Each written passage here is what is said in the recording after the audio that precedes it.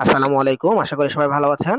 সামাজিক নিরাপত্তা কর্মসূচি সমাজসেবা অধিদপ্তরের বিভিন্ন ভাতা কার্যক্রমের অনলাইন আবেদন শুরু হয়েছে। আজকে এই অনলাইন আবেদন আপনারা কিভাবে করবেন তা নিয়ে একটি ভিডিও নিয়ে আসলাম। সমাজসেবা অধিদপ্তরের সামাজিক নিরাপত্তা কর্মসূচিতে বেশ কয়েকটি ভাতার আবেদন চলছে। বিধবা সাময়িক গৃহীতা ভাতা, প্রতিবন্ধী ভাতা, অনগ্রসর সমন্বিত বিশেষ ভাতা, অনগ্রসর সমন্বিত শিক্ষা প্রবৃত্তি, প্রতিবন্ধী শিক্ষার্থীদের জন্য শিক্ষা প্রবৃত্তি এবং বয়স্ক ভাতা। এই ভাতাগুলোর আবেদন চলছে। আমি একটি ভাতার আবেদন আজকে আপনাদের করে দেখাবো, বয়স্ক একটি ভাতার, এবং অন্যান্য ভাতাগুলো করতে আপনার কি কি লাগবে বা অন্য ভাতাগুলোর আবেদন আপনি কিভাবে করবেন সেগুলো একটু ভিডিওর সাথে সাথে আমি বলে দিব। আপনারা যারা যে কোনো ভাতায় যারা আবেদন করতে চাচ্ছেন এইগুলোর মধ্যে, তারা প্রত্যেকে ভিডিওটি দেখতে পারেন। আশা করি ফলো করলে আপনি ঠিকঠাক ভাবে ভিডিওটি দেখে আবেদন করতে পারবেন। এবং এখানে কিছু টিপস দেওয়া থাকবে, যে টিপস গুলো ফলো করলে ভাতা পাওয়ার সম্ভাবনাটা বেড়ে যাবে, কেননা অনলাইনে একটি প্রভার্টি স্কোর অনুযায়ী কিন্তু ভাতা বর্তমান সরকার দিয়ে থাকে। তো সেটা আবেদনের প্রেক্ষিতেই কিন্তু নির্ভর করে যে আপনার অ্যামাউন্ট স্কোরটা কত আসবে। তো এখানে আপনার ভাতা আবেদন করতে গেলে সর্বপ্রথম আপনার এই ওয়েবসাইটটা আসতে হবে। ওয়েবসাইটের অ্যাড্রেস হচ্ছে dss.bhata.gov.bd/online-application। আমার ডিসক্রিপশনে এবং কমেন্ট পিনে এই লিঙ্কটা দেওয়া থাকবে, সেখান থেকে সরাসরি ক্লিক করে আপনারা চলে আসতে পারবেন। এখানে আসার পরে আপনাদের ভাতা কার্যক্রম থেকে এখানে বয়স্ক ভাতাটা সিলেক্ট করতে হবে প্রথমে। আপনি যে ভাতা আবেদন করবেন সেটা সিলেক্ট করবেন। সিলেক্ট করার পরে এখানে যাচাইকরণের একটি অপশন আসবে, সেটার নাম বাংলায়, এখানে নাম পূর্ণ নাম ইংরেজিতে। এগুলো অবশ্যই অবশ্যই এনআইডি অনুযায়ী দিতে হবে। যদি বানান ভুল দেন তাহলে কিন্তু আবেদন করতে পারবেন না বা সাবমিট হবে না। এরপর আপনার এনআইডি নাম্বার, জন্ম তারিখ, লিঙ্গ এখান থেকে সিলেক্ট করবেন, পুরুষ মহিলা, ইসরা যেটা আছে সেটা। এরপর আপনার ক্যাপচা কোড যেটা দেওয়া আছে, ক্যাপচা কোডটি আপনাকে ফিল আপ করতে হবে। ফিল আপ করার পরে এখানে সাবমিট করতে হবে। আমি ফিল আপ করে আপনাদের সাবমিট দিয়ে দেখাচ্ছি। তো এখানে আমি এনআইডি কার্ড অনুযায়ী এই অপশন গুলো ফিল আপ করেছি, এবং ক্যাপচা কোড যেটা আসছে সেটা অনুযায়ী ক্যাপচা কোডটা ফিল আপ করলাম। এখানে আপনাদের একটা বিষয় মাথায় রাখতে হবে, যারা বয়স্ক ভাতার আবেদন করবেন তাদের পুরুষ হলে বয়স হতে হবে 65 বছর, এবং মহিলা হলে বয়স হতে হবে 62 বছর। তো এখানে এনআইডি অনুযায়ী সবকিছু ফিল আপ করবেন। এবং একটা বিষয় মাথায় রাখবেন, আরেকটি গুরুত্বপূর্ণ বিষয়, সেটা হচ্ছে জাতীয় পরিচয়পত্র নাম্বারের এখানে অবশ্যই যদি 13 ডিজিটের হয় তাহলে সামনে জন্মসাল অ্যাড করে বাকি নাম্বারগুলো দিবেন, এনআইডি নাম্বার। আর যদি 10 ডিজিটের হয় তাহলে শুধুমাত্র 10 ডিজিটের নাম্বারটা দিবেন। এগুলো ফিল আপ হওয়ার পরে এখানে আপনার জাতীয় পরিচয়পত্র যাচাইকরণে ক্লিক করবেন। এই যে যাচাই হয়ে গেলে এখানে আপনার এনআইডি যাচাই সম্পন্ন হয়েছে, এটা অপশনটি আসবে। এবং এর পরবর্তীতে নিচের অপশনগুলো ওপেন হবে, ব্যক্তিগত তথ্য, যেখানে আপনাকে পরবর্তীতে এগুলো ফিল আপ করতে হবে। এখানে প্রথমত যেটা, সেটা হচ্ছে একটি ছবি, আর যেটার ছবি রাখা 200 কেবি এর কম হতে হবে, এবং একটি স্বাক্ষর যেটার সাইজ 200 কেবি এর কম হতে হবে।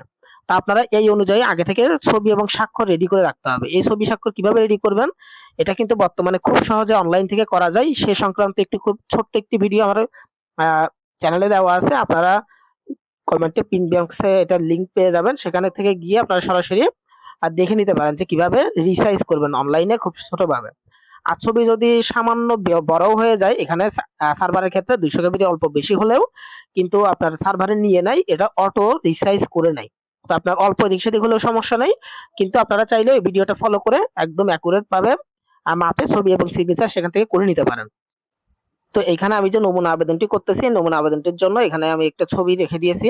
ফাইল সাইজ নির্বাচন করে ক্লিক করে আপনারা এখান থেকে ছবিটি দিতে পারবেন, আপনাদের যেখানে ছবি থাকবে। আমি জাস্ট একটা নমুনা ছবি রাখছি, এটা আমি এখান থেকে ওপেন করে দিলাম।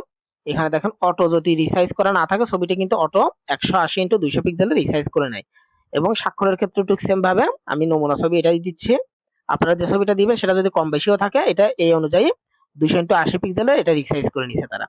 এই দুইটা ফিল আপ করার পরে ছবি এবং স্বাক্ষর আপনারা নিচে চলে আসবেন। এইখানে এখানে যে তথ্যগুলো ব্যক্তিগত তথ্য দিতে হবে, সেটা হচ্ছে পিতার নাম বাংলা ইংরেজিতে, মাতার নাম বাংলা ইংরেজিতে, মোবাইল নাম্বার, বৈবাহিক অবস্থা, ধর্ম, এরপর হচ্ছে বয়সটি অটোমেটিক আসবে, শিক্ষাগত যোগ্যতা।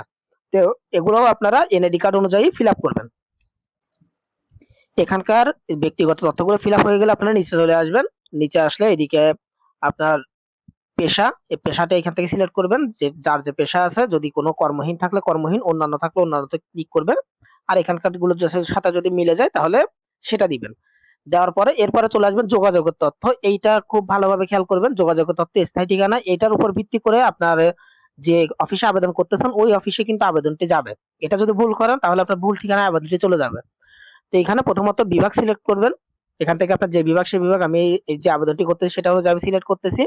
বিভাগের আওতায় আপনার জেলাগুলোর নাম চলে আসবে, জেলা সিলেক্ট করবেন। তারপর এলাকার ধরন, এখানে যদি উপজেলা হলে উপজেলা, বা সিটি কর্পোরেশন পৌরসভা হলে সেটা আপনারা সিলেক্ট করবেন। তারপরে এখান থেকে উপজেলা হলে বা যেটার নাম আসবে আপনি পৌরসভা দিলে সেগুলোর নাম আসবে সেটা এখান থেকে সিলেক্ট করবেন।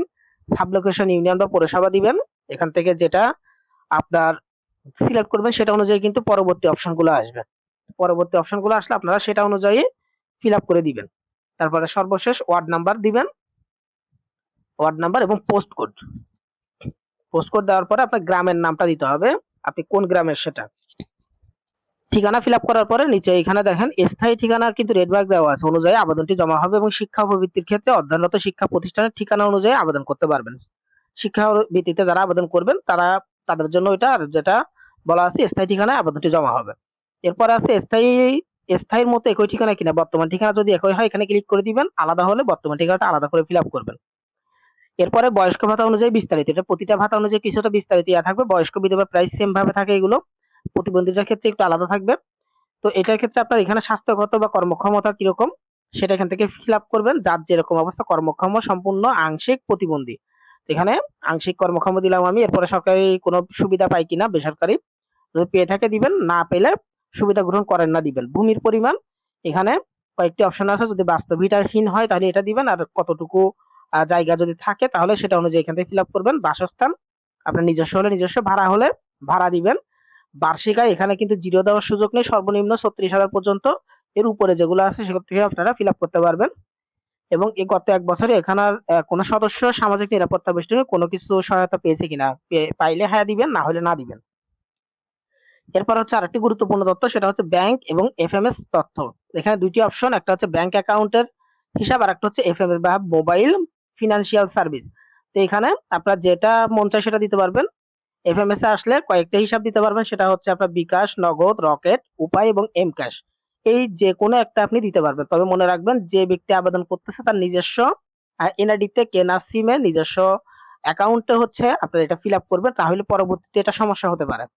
তো আমি যার আবেদন করতেছি তার অনুযায়ী আমি এটা ফিল আপ করে দেখাচ্ছি। এখানে আপনার অ্যাকাউন্টের মালিকানা যে অপশন আছে, নিজ, পরিবারের সদস্য, নিকট আত্মীয়, অন্যান্য। তবে নিজ যদি এনআইডি থেকে থাকে তাহলে নিজটা দেওয়াটাই সর্বোচ্চ ভালো। আর নিজের যদি না থাকে সেক্ষেত্রে আপনার পরিবারের সদস্য বা আত্মীয় দিতে পারবেন। এখানে এটা দেওয়ার পরে তারপর আপনার এফএমএস নাম্বারটা যেটা, সেটা আপনি কোন ধরনের অ্যাকাউন্ট সেটা সিলেক্ট করবেন। এরপর হচ্ছে মোবাইল নাম্বারটা এখানে দিবেন। হিসাবের নাম হচ্ছে যে ব্যক্তির নামে বিকাশ বা নগদ এটা খোলা, সেই ব্যক্তির নামটা হচ্ছে এখানে দিবেন। এটা দেওয়ার সময় ইংরেজিতে এবং ডট স্পেস এগুলো দেওয়া যাবে না। এগুলো ফিল আপ হয়ে গেলে আপনার নিচে চলে আসবেন, ইমেল থাকলে দিবেন, না থাকলেও সমস্যা নেই। এরপরে সর্বশেষ আরেকটি তথ্যের আগে এর পরের আগের তথ্য হচ্ছে নমিনির তথ্য। এটা যদি আপনি দিতে চান তাহলে এখানকার আপনার যে নাম ঠিকানাগুলো আছে এনআইডি সহ তার তথ্যগুলো এখানে দিবেন এবং তার ছবি স্বাক্ষর আগের মতো করে দিবেন, আর তার ঠিকানাও এখানে লিখে দিতে হবে। আর যদি আপনি আপাতত না দিতে চান তাহলে এখান থেকে প্রদান করতে চাই না, এখানে নাতে ক্লিক করলে অপশনটা হাইড হয়ে যাবে। এবার সর্বশেষ যেটা, এখানে বিশাল একটা তথ্য আছে, এটা আরেকটা ফর্ম, যোগ্যতার অন্যান্য তথ্য, যেটার উপর নির্ভর করে আপনার প্রপার্টি স্কোরটা আসবে। এটা আপনারা এখান থেকে ফিল আপ করবেন ধাপে ধাপে এবং ভুল যাতে না হয়। এবং খানাটি ক্ষুদ্র নিগোষ্ঠী কিনা, যেমন আমি যেটা করতে সেটা ক্ষুদ্র নিগোষ্ঠী, এখান থেকে হ্যাঁ দিলাম, আপনার না হলে না দিবেন। বাসস্থান কোথায় অবস্থিত, এটা সিটি কর্পোরেশন, জেলা, উপজেলা, ইউনিয়ন, পল্লী এলাকায় বা ক্যান্টনমেন্ট সেনানিবাস, আপনারা এটা অনুযায়ী দিবেন। আমি এটা ইউনিয়ন এলাকার আবেদন করতেছি, দিলাম। ভূমি বা বসতঘরের মালিকানার ধরন, মালিকানার ধরনে ক্লিক করে ভাড়া হলে একক, ভাড়া সাবলেট হলে সাবলেট, বিনা ভাড়া মানে ফ্রি থাকতেছেন কোথাও, অথবা নিজস্ব যেটা আছে সেটা সিলেক্ট করবেন। খানা সদস্য সংখ্যা, তারা এক পরিবারে কয়জন সেটা অনুযায়ী আপনি জেনে সেটা সিলেক্ট করবেন। খানা শিশুর সংখ্যা, শিশুর সংখ্যা যদি থাকে তাহলে সেটা সিলেক্ট করবেন। খানা প্রধানের বয়স কত সেটা আপনি এখান থেকে জেনে সিলেক্ট করবেন, তাদের থেকে তথ্য নিয়ে। খানা প্রধানের শিক্ষা, যদি শিক্ষাগত যোগ্যতা থাকে তাহলে দিবেন, নিরক্ষর হলে নিরক্ষর দিবেন। স্বামী স্ত্রী শিক্ষা, এটাও আপনি জেনে দিবেন। খানায় পৃথক রান্নাঘর আছে কিনা, যদি ঘরের বাইরে এক্সট্রা আলাদা রান্নাঘর থাকে তাহলে দিবেন হ্যাঁ, না হলে না দিবেন। খানায় খাবার ঘর আছে কিনা, যদি এক্সট্রা খাবার ঘর থাকে সেটা হ্যাঁ দিবেন, না হলে না দিবেন। তারপর আপনার খানার প্রধান বসত ঘরের মেঝে বা ফ্লোর কি দিয়ে তৈরি, এটা আপনার ঢালাই অর্থাৎ পাকা কিনা বা টাইলস কিনা, মাটি কিনা, কাঠ, আর হচ্ছে বাঁশের তৈরি কিনা, যদি যেটার সাথে মিলে আপনি সেটা দিবেন।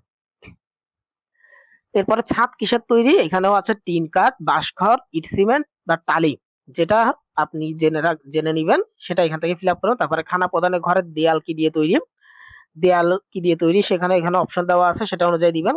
পানির উৎস অনেকগুলো দেওয়া আছে, নদী, পুকুর, কূপ, বোতলজাত পানি, ঝর্ণা, সাপ্লাই, টিউবওয়েল।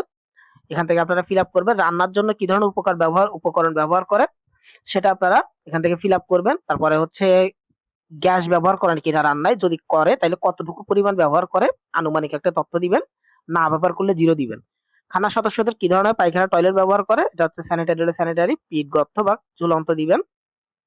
এরপরে হচ্ছে খানায় বিদ্যুৎ লাইনের উৎস, এখানে বিদ্যুৎ লাইন আছে কিনা, যদি না থাকে তাহলে নাই দিবেন। এরপরে খানার সকল সদস্যের মালিকানাধীন মোট জমির পরিমাণ কত, সর্বমোট জমির পরিমাণ কত সেটা এখান থেকে সিলেক্ট করবেন। আর বিদেশে কেউ আছে কিনা সেটাও দিতে হবে এখানে। তারপরে আপনার কৃষি বা অকৃষি শ্রমে নিয়োজিত কিনা, কৃষি হলে কৃষি দিবেন, অকৃষি হলে অকৃষি দিবেন। আর দিন মজুর হইলে সেটা দিন মজুর দিবেন। এরপরে হচ্ছে ডিজেল ব্যবহার করে কিনা তারা কৃষি কাজের জন্য, যদি হ্যাঁ হয় কতটুকু পরিমাণ দিবেন, আর না হলে 0 দিবেন। এরপরে পরিসম্পদ গুলো কি কি আছে, একটা ঘরে আপনি যে ঘরটা মানুষ আবেদন করতেছে তাদের ঘরে কি কি আছে, এখানে অনেকগুলো অপশন দেওয়া আছে। যদি এখান থেকে যেটি যেটি মিলে আপনি সেটি সেটি এখান থেকে ফিল আপ করবেন। যেমন মোবাইল ফোন নর্মালি থাকে, তারপরে হচ্ছে আপনার যাদের কারেন্টলি সোলার থাকতে পারে, সোলার থাকলে সোলার দিবেন, যাদের কারেন্ট আছে বৈদ্যুতিক পাখা দিবেন, খাট ম্যাক্সিমামেরই থাকে। এভাবে আপনি সিলেক্ট করে করে টিউবওয়েল নিজস্ব আছে কিনা, সাইকেল, নৌকা আছে কিনা, এগুলো আপনি ফিল আপ করে এখান থেকে দিতে হবে, যেটা এটা এক্সট্রা ফিল আপ করা যাবে। সর্বশেষ হচ্ছে ঘরের সংখ্যা, আপনার ঘরের রুম কয়টা সেটা অনুযায়ী আপনি এখান থেকে ফিল আপ করবেন। এভাবে ফিল আপ করার পরে আপনার সম্পূর্ণ যখন ফিল আপ হয়ে যাবে তারপর আপনি এখান থেকে সাবমিটে ক্লিক করবেন। সাবমিটে ক্লিক করার পরে ফর্ম জমা দেওয়ার নিশ্চিতকরণ, এখানে আবারও দ্বিতীয়ভাবে নিশ্চিত করতে হবে আপনার।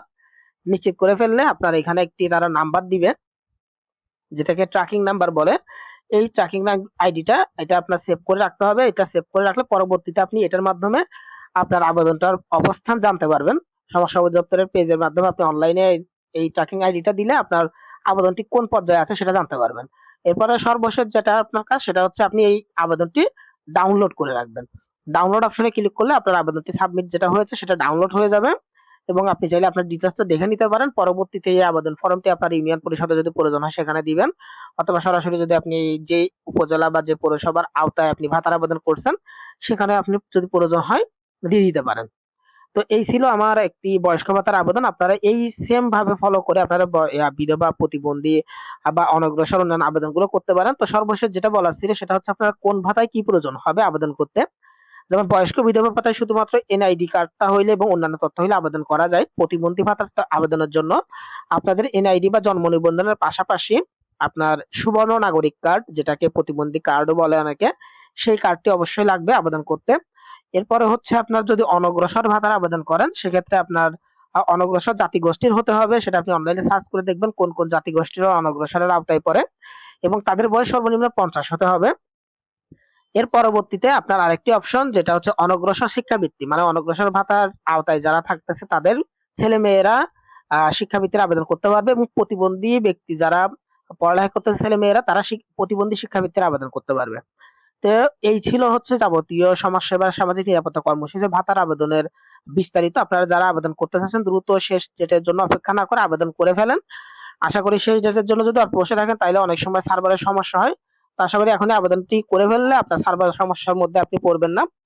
তো ধন্যবাদ সকলকে এতক্ষণ ভিডিওটি দেখার জন্য। ভিডিওটি ভালো লাগলে অবশ্যই লাইক, কমেন্ট, শেয়ার করতে ভুলবেন না। আর যারা আমার চ্যানেলে নতুন তারা অবশ্যই চ্যানেলটি সাবস্ক্রাইব করে দিবেন, এতে করে নিত্য নতুন ভিডিও পোস্ট করলে আপনি নোটিফিকেশন পেয়ে যাবেন। ধন্যবাদ।